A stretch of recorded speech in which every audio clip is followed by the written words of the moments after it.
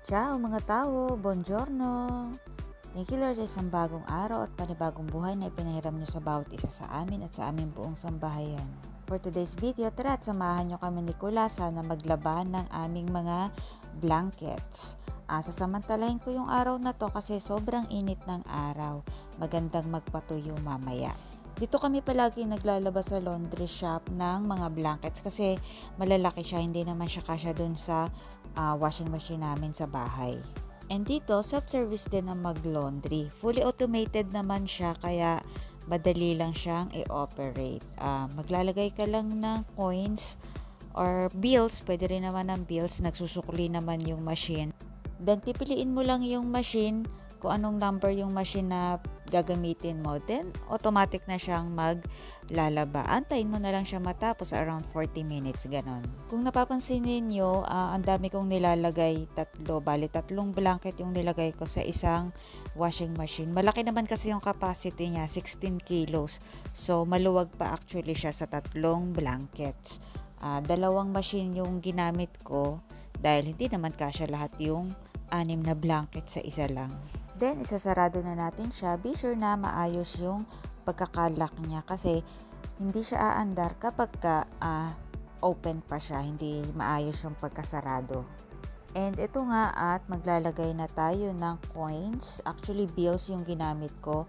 8 euros ang isang takbo ng washing machine. At dahil dalawang washing machine nga yung gagamitin ko, ayun, lagas na naman ang 16 euros para lang sa paglalaba. So, ayan, ikot-ikot na silang dalawa dyan. Babalikan na lang natin siya after 40 minutes. A few moments later. O, ayan, at tapos na siya. Hindi naman kami masyadong nainip maghintay kasi malapit lang naman yung bahay namin, mga 3 kembot lang. Kaya nagstay muna kami sa bahay, nood na ng TV, linis-linis ng bahay. Then, binalikan na lang namin to.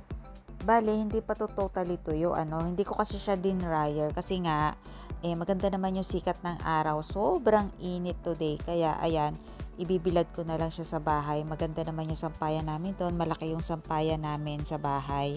So, kasya naman yung 6 na blankets. Sayang din naman kasi yung ibabayad ko sa dryer, mga 1 oras lang to under the sun, talagang sigurado tuyo na to.